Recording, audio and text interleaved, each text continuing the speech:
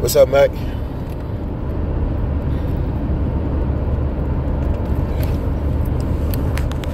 Back on the road, heading back home from Beaumont, Holiday Inn. My first Southeast Texas Coaches Association clinic. And man, I really enjoyed today. I got some nuggets from Coach Nunez at Lee to start off the day. Just talking about different passing concepts. Some things that they do well there. This past year, he mentioned a lot of things that he's going to expound upon this coming year, and some things that some concepts that they got that the kids didn't really execute well. So I'm interested to see how well they'll execute come this spring and going into the fall. After that, I listened to a little bit of the Magnese guy. Wasn't really feeling his energy. He seemed like a cool dude, good salesman, worked the room really well. I don't think he's at a job anywhere, so then the film wasn't really just like, I don't know, his vibe was just a little off to me, and I felt awkward. I felt like it was rude for me to get up and leave, but I did anyway. I'm so glad I did, man. I got to listen to Bob Wagner. I didn't catch his intro at Arlington Martin, man. Amazing, amazing, amazing man. When I was a sophomore at college at U of H, and I was kind of stuck not knowing what I wanted to do, just feeling like, you know, I wanted to get into HR, make some money. It's kind of the same thing I'm in this midlife crisis again at 30, doing again, as far as what it is I want to do, where I want to be. And it was his story, man, of how he heard, I think he had read the book Friday Night Lights, and he jumped on his motorcycle and rode from somewhere up in the Northeast to Texas, man, and was just trying to hustle up a job. It inspired me, and I finally got a chance to tell him that, and it was exciting. His talk on Compel Locker Room and some of the things he's doing to build culture and team chemistry with his program. Basically, the system that they've implemented there. Coach Taylor, Goose Creek Memorial, alluded to hearing him talk and doing similar things at GCM. It was amazing, man. I'm glad I got up and left. That was the reason why I actually decided to come to this clinic. Coach Kennerly told me about that talk, and that was the ultimate decision for me. That's why I came, and I'm glad I did, man. I enjoyed his talk. I enjoyed the nuggets, man. After that, I listened to old Derek Ward, the defensive coordinator at Summer Creek, who's at Katy. Man, amazing dude, man. A lot of energy. Was trying to get a feel for him, man. If he was black, if he was got that smelly Frenchman vibe, I couldn't tell, man. But I just loved how smooth he was with his presentation and his content. Like, I'm not a defensive guy, but I could see myself coaching for him just because of the way he loves his scheme and the way he loves coaching his kids. One of the things he said a few different times was freedom, man. He alluded to giving his kids certain freedoms and trusting in their comfortability, in their comfort. If they felt like, he said, if they feel like they're comfortable to play, you know, whether it was 11 yards off the ball or 9 yards off the ball, he said he gives his guys kind of free reign to do certain things within his system. And I thought that was huge, man. That's really empowering. And talking about putting kids in the best position to be successful, I felt like he did that.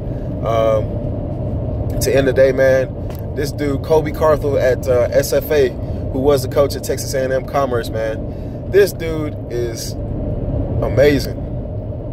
Like, he's just a different dude, man. He's truly a dude cut from steel, man, not cut from cloth. I enjoyed listening to him talk. I had to ask his staff, man, like, is this dude real? Is this like this every day?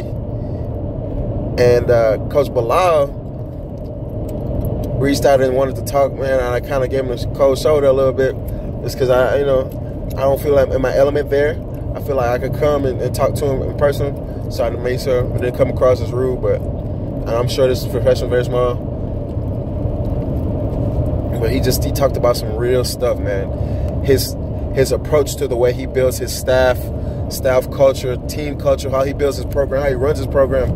Like, I would want to work for a dude like Kobe Carthel. Like, he cracked me up with the whole, if that sucker got a pine tree in his front yard, he better be wearing purple thing. So he had my interest with that. That's why I ended up in there. But his stance on family, on husbands loving their wives, talking about if, anybody on his staff cheats, he's going to fire him that day, regardless of what HR says. Just everything he stands for, man. That man is cut from steel, man. That's the type of dude I'd love to work with, work for, learned from his approach. Like, he didn't talk football, he didn't talk X's and O's. He talked about everything that I stand for, man. Just putting God first, empowering your coaches, empowering your kids, man, maintaining a strong relationship with your wife first and foremost, having the kids around the field house, the locker room. Man, I really enjoy it. I enjoyed today so much, it kind of left me stuck. Like, where the hell do I fit in all of this in the grand scheme of things? I'm not your good old-fashioned country white boy. I'm not saying I don't like small-town football, but I would like to be a part of a major program. So, like, I'm asking the Lord. I don't just want to be a football coach, a good old ball coach. I want to be a businessman. I want to do more. I want to have wealth. So I'm a little lost. I'm driving back to Baytown on I-10, kind of lost. I don't know what to do. I really don't. Like, where do I fit in the grand scheme of things? Where is it that God has me? I'm empowered. I'm encouraged because I know there's people out there doing things that I believe in, putting their God first, their faith, their family, and standing for things. I just don't know how to go about my day-to-day now after doing that, because I don't know where I fit. I'm not part of the Southeast Texas Coaches Association. I looked in the room, I stood around to watch to see how many brothers would be in there. I think I saw Coach Jones from GCM, one. Might be 2 or 3 more, maybe. Man, they might have more members, I don't know. But I'm just like, where the hell do I fit in this grand scheme of things, man? As a football coach, I know my worth in the classroom. Like, I know I can pretty much work with anybody as long as they're willing to work with me. So I have a passion, a slight passion for instruction. I do. I can't lie to myself, because I feel like I'm good at it. I feel like I can communicate well and build off of, things. I don't know. I really don't know. I have a headache. I don't know if it's because my locks were tight. I pulled them back. If it's because I'm hungry. But I really just don't know where I fit, man. Like, I could sit in that room all day and listen to guys like Bob Wagner and Kobe CARTHEL talk. Then I wonder, like, well, shit, where are the brothers at, man? And it gave me a little ray of hope to hear somebody that I admire, Kobe CARTHEL, talk about David Shaw at Stanford, doing it the right way, living high character, imparting wisdom to people and letting them win at wherever they at. So it's like, should I be shooting for like the David Shaw levels where, I'm empowering other coaches at that level and that magnitude? That's the end game for me? Is that what God has for me?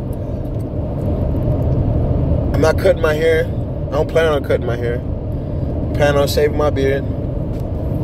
I want to be me, And me wanting to be me, I want to be the best me I can be. And learning and growing, I wonder, where do I fit? So I'm asking God right now in this video, through prayer, Lord, I'm asking you, position me. Because I don't know where I fit. And I don't want to choose wrong. I want to fulfill your purpose, your destiny for me, Lord. Help me to position me so that I can fulfill my purpose and calling, Lord. Help me not to make the wrong decision, Lord. Life's counting on me, depending on me, not just my family, but the lives I'm supposed to influence and touch. What if Kobe CARTHEL didn't hear David Shaw speak? Would he still have been influenced? Would he still have won that championship? Would he have still took his time to hire the right people and to not jump the gun? What about the lives that would have changed had he not hired and took his time to hire people? Coach Bilal, for example, I don't know nothing about him. Didn't even shook his hand, didn't talk to him. But God, where do I fit? Where do I fit? What do you want me to do? Where do I go? Because something don't feel right at GCM with Coach Taylor, Coach Locke, and Coach Jones. Like, those guys, at Coach Young, these guys are sitting in the same room with me.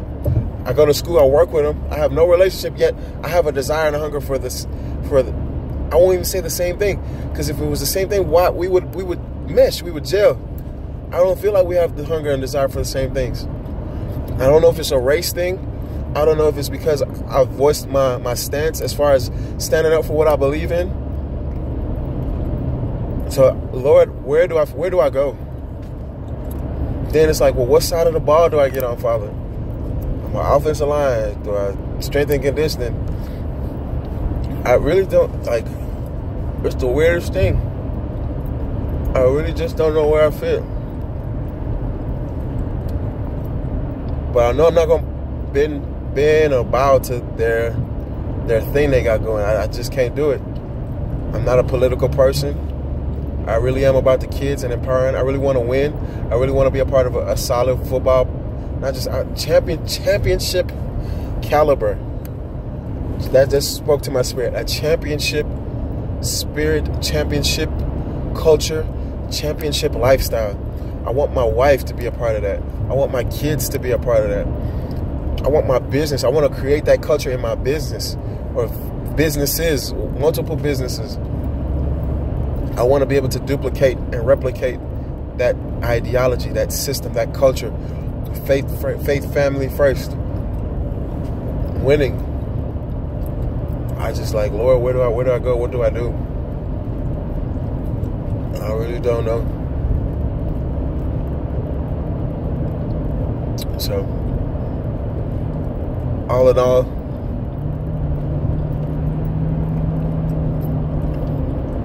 it was a good clinic. A lot of standing around. There's a lot more people in the lobby to me and most of the talks than they were in people inside the actual rooms, man.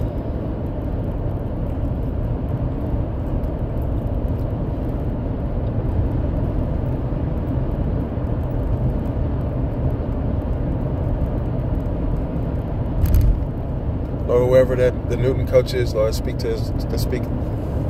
Mac, I'm ending signing off on this one. Bless up.